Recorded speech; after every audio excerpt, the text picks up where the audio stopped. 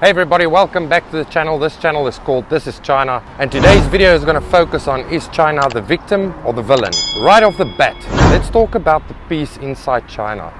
China has no riots, no protests, no anger towards one another. They have peace internally, and that tells you a lot about the country. They are absolutely happy with what they have in their country and how the systems run over here. Now, if you look at other countries, let's just talk about America for a second. There's absolute chaos in America right now. That country is burning down.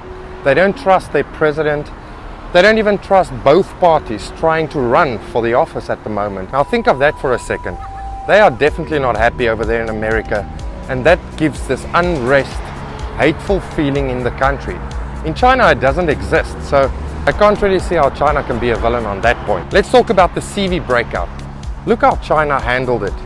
They instantly went onto the problem, found solutions, and tried to figure out how to keep their people safe, how to keep the economy safe, and how to find a way to make their people trust in them that everything will be okay. China never criticized any other country or went onto social medias and news networks and bashed other countries and tried to make them look cool. No, China kept quiet, and they all did it by action. Now that, ladies and gentlemen, right there, that is how a country should manage issues and problems and disasters. Again, if you look at America, they are in a big mess at the moment regarding the COVID-19.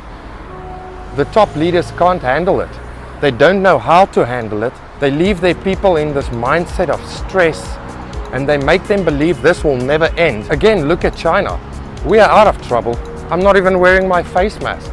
A lot of people around me are not wearing their face masks because it's safe.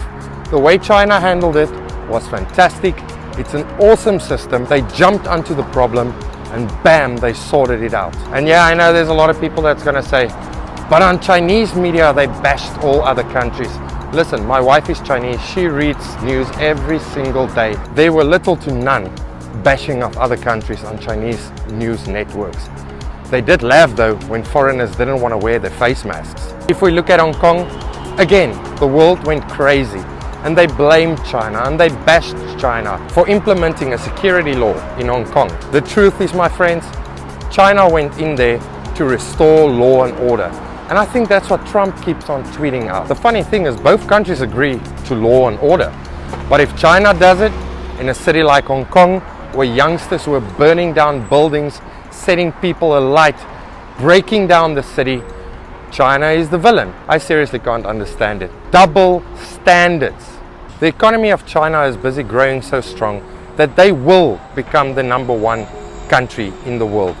And the rest of the world can't handle this. They want to make China a villain for working hard. Hey, listen, China is a pro-working country. And if I can recall correctly, I think that's what Trump stands for as well. And that is an American value. Working hard for the money you earn.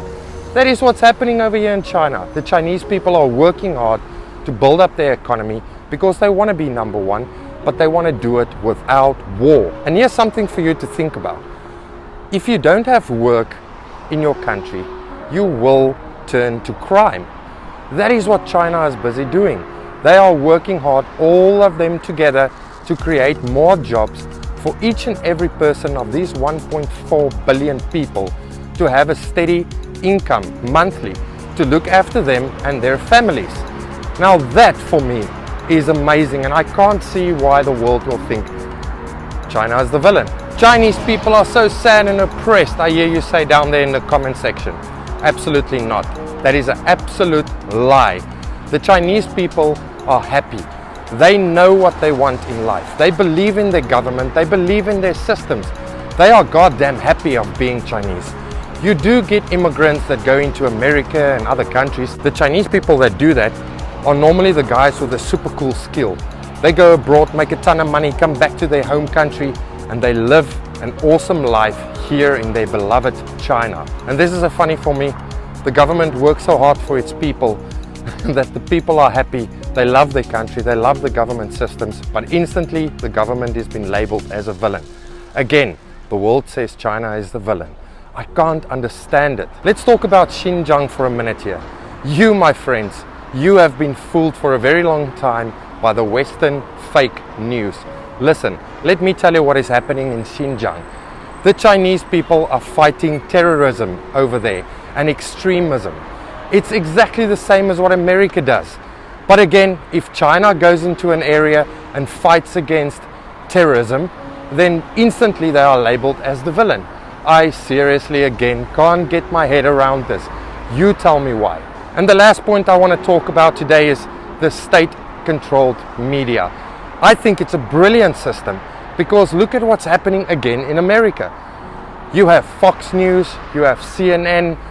All of these news networks are absolute full of lies, and they lie to their people to make them believe in a narrative the news agencies want you to believe.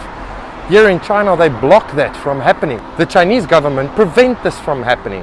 That is why everything goes through the state to make sure that the news the Chinese people consume are true and trustworthy and real news. CNN, Fox News, all of that news networks, they are one big lie.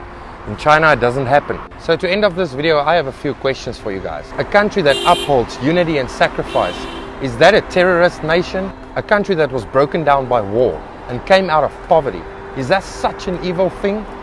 Or is this just a threatened West trying to paint China into this evil, evil villain? You go and leave your comment in the comment section down below, and I'll see you guys in the next one.